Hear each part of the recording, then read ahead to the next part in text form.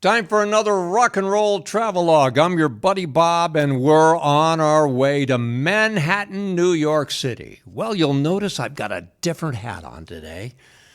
I can't wear my chauffeur's cap because after we take a ferry ride, we're going to walk around Manhattan all day long. And I couldn't bring myself to wear a New York Yankees cap, my least favorite of all the sports teams, so I'm just wearing a plain cap today. All right, we start the day in Weehawken, New Jersey, getting ready to board the ferry over the Hudson River to New York City. Now, this picture, incidentally, it's not far from our starting point. The Captain Sullenberger put U.S. Air Flight 1549 down in this Hudson River heroically in 2009. And as we all remember, miraculously, all on board survived. Bravo. Well, we disembark. It's up to 515 West 57th Street to see the original MTV studios. MTV launched on August 1st, 1981, and they changed pop music forever and radio forever as well. Many artists used this new medium of music videos to enhance their careers. Madonna comes to mind, Billy Idol too. Many say he started the second British invasion. Well, now I'm going to take a 15-minute walk up to 1 West 72nd Street at Central Park on the Upper West Side. This is the Dakota Apartment Building, where many famous people have lived over the years. Judy Garland, Lauren Bacall, Rosie O'Donnell, Joe Namath, Roberta Flack. You remember her #1 song, Killing Me Softly, with his song. But perhaps the most famous tenant here would be John Lennon, who was shot to death in December of 1980, right where you see this gate. And across the street, as we enter Central Park, is Strawberry Fields in remembrance of John Lennon. And then the Imagine Inlay, just a few yards away, with your host standing in front of the inlay early one morning in Central Park. Well, right around the corner from the Dakota is the Langham at 135 Central Park West. This is where James Taylor and Carly Simon lived with their 2 children. Now, divorced for many decades, sadly, James and Carly haven't spoken in years. Carly is part of the Simon Schuster publishing family. She's from New York City, and we'll visit her apartment where she lived in New York before she met James in just a few moments. James Taylor was born in Boston, where his father was a physician. He came from a very well-to-do family, and we'll visit the town that he lives in today in another rock and roll travelogue episode.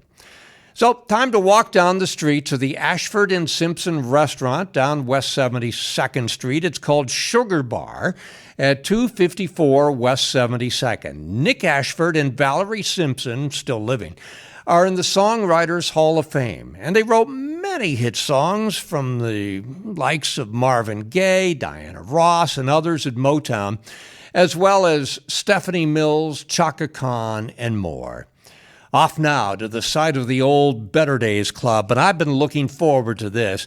Better Days on 49th Street between 8th and 9th Avenue.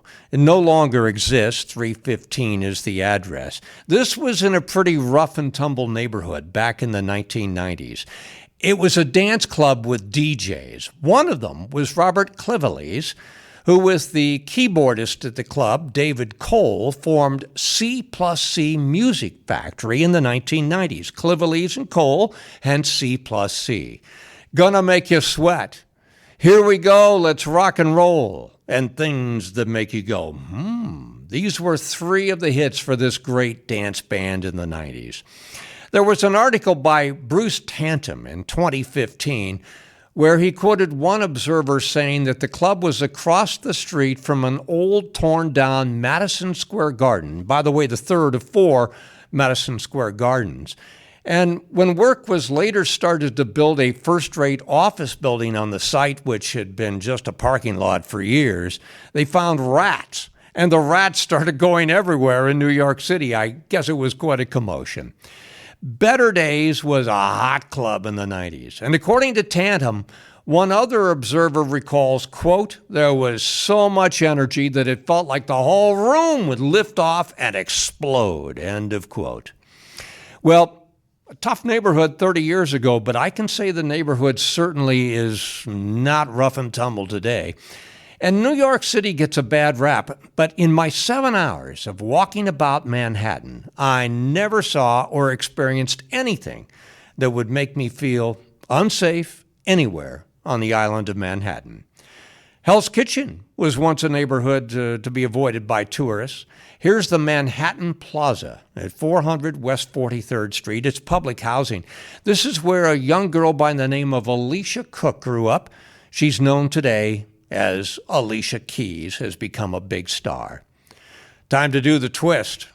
Down past Times Square to the now defunct Peppermint Lounge at 128 West 45th Street. It was open from 1958 to 65. It's something else today. In fact, it's a restaurant.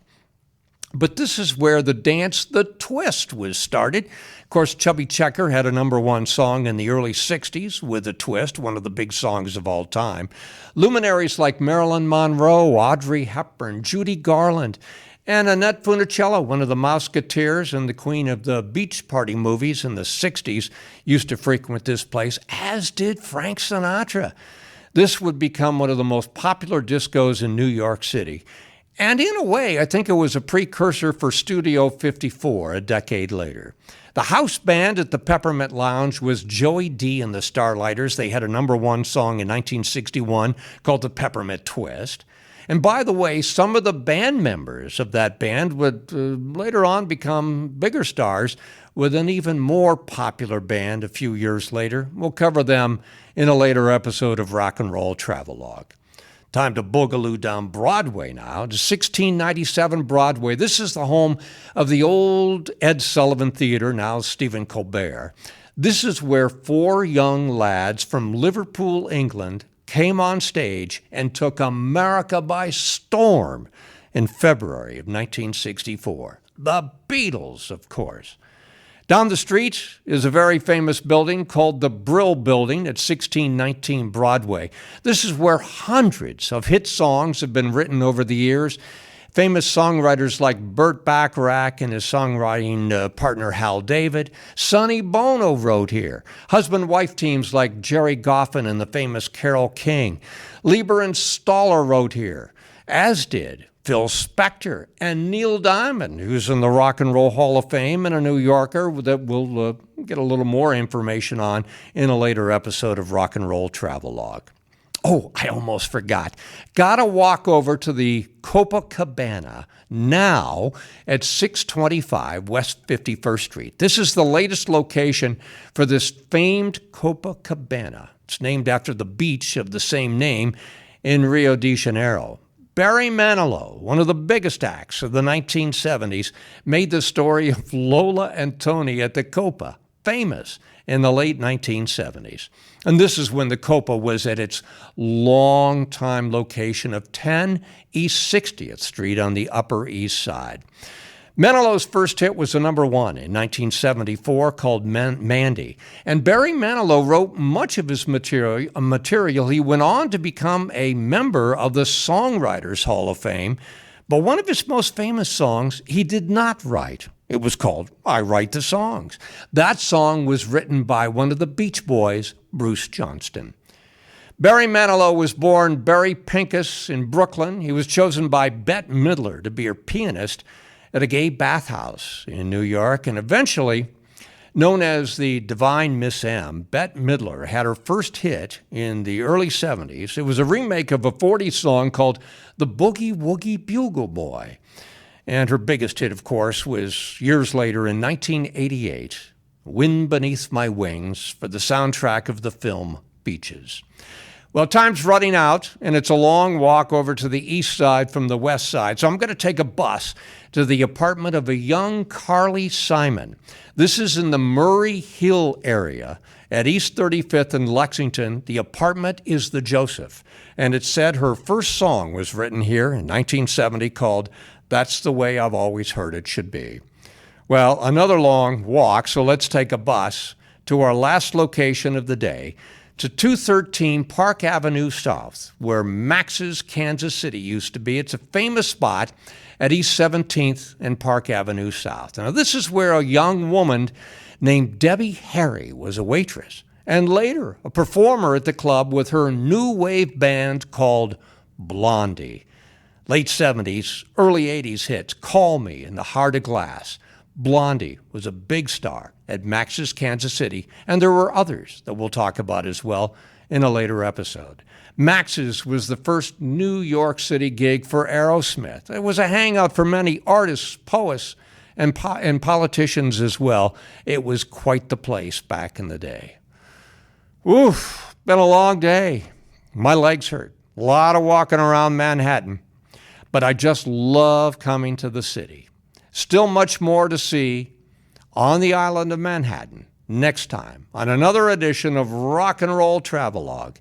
We'll get down to Greenwich Village next. Until then, Buddy Bob saying good heart and stout luck.